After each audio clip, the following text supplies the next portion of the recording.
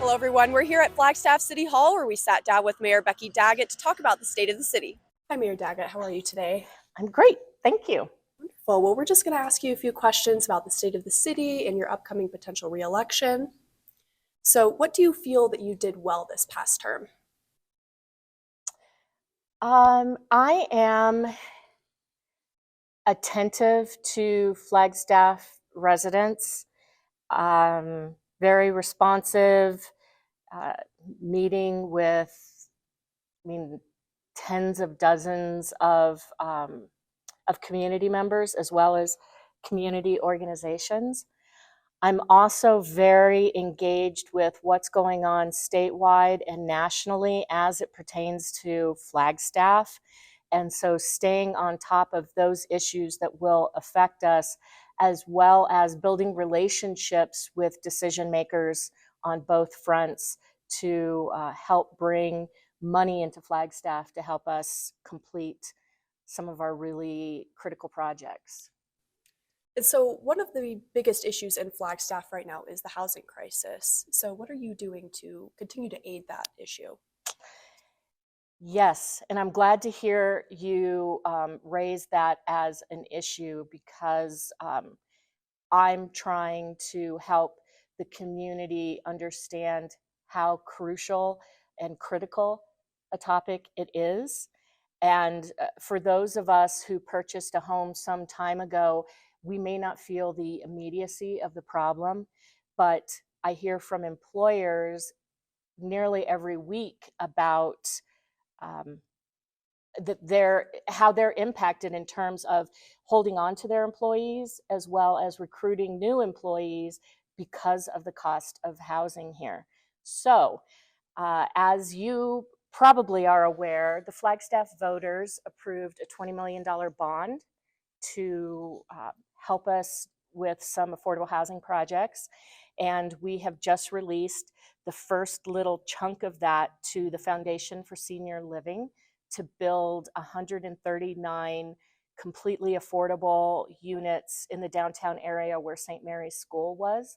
And part of the project is just for seniors. The other is for families and individuals. So these are apartments that will be affordable for the length of the project. And we were very glad to be able to contribute to that. And we have other projects like that going on around Flagstaff, and we're chipping away at our 10-year housing plan.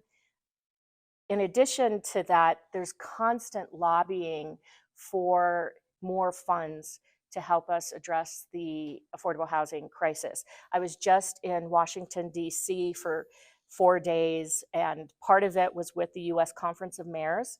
And there were about 50 of us there, and we were there specifically to lobby for additional housing vouchers and also to relax some of the requirements on veterans so that veterans can more easily access housing vouchers.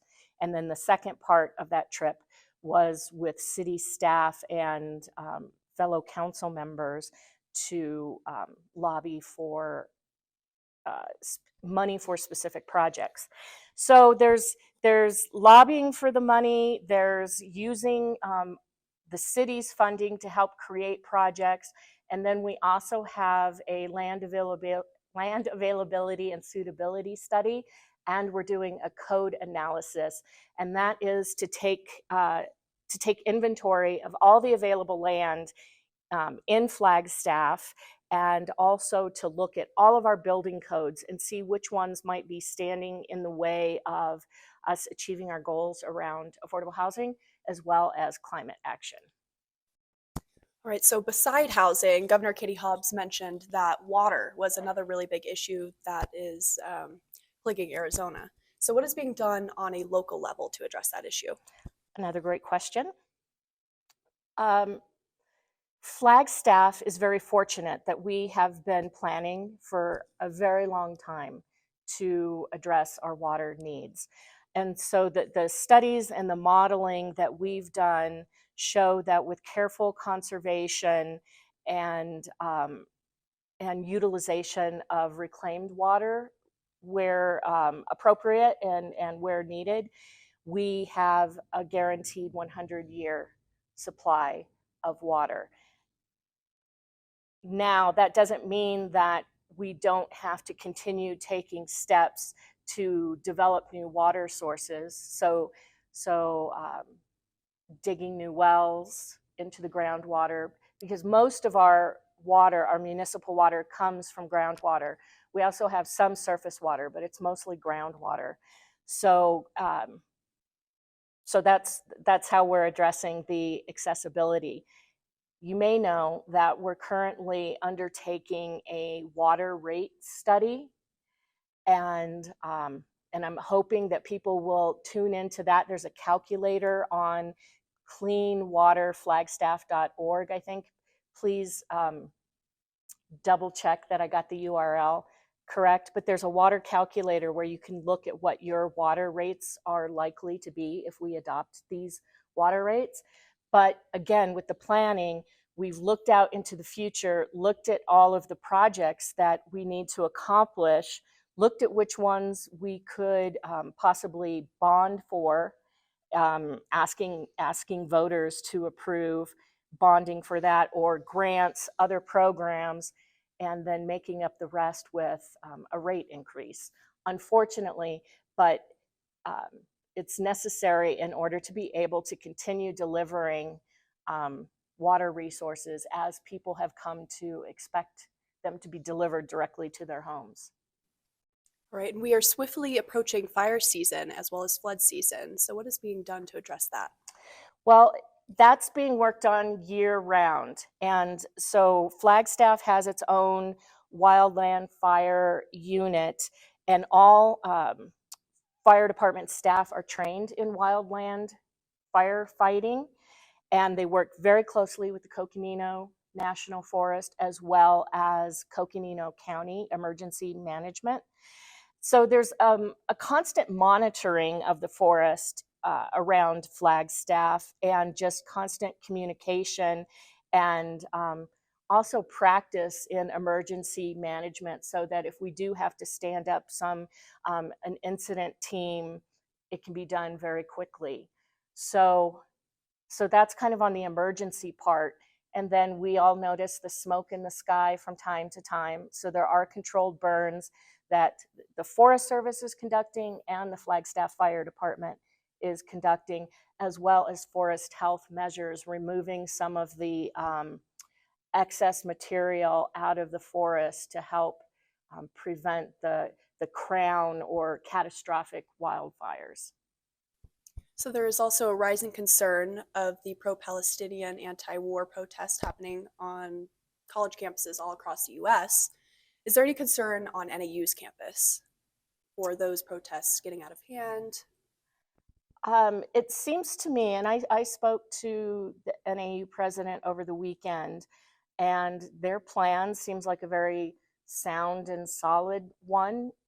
They also have emergency management procedures, and they're following those. And I know the president, as well as I and the rest of the council, very much support students and just community members' right to express themselves in a nonviolent manner. And I think that the protesters are doing that.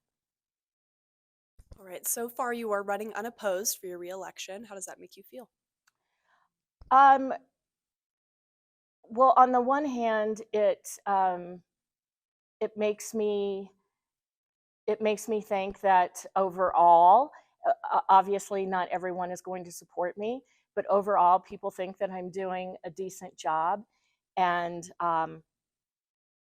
by running unopposed, I can focus more on the job at hand, and not have to be so focused on raising money to run a campaign, which I will run a campaign because I'm interested in just talking to the voters about the work that I've been doing. They don't always know what it is that I'm doing. So it's important for me to have opportunities like this to talk to voters, as well as, through my own channels, talking to them. So I'm just focused on this next year ahead and how we make some progress on our housing goals, on our climate goals, transportation. There are so many projects that are coming online. Some already are causing, irritation along Milton Road, but we have other projects that are coming online. So I'm really focused on making sure that we stay on track and stay on schedule to get those projects completed, and so that the residents of Flagstaff can see that the city is working on their behalf and has their best interests in mind.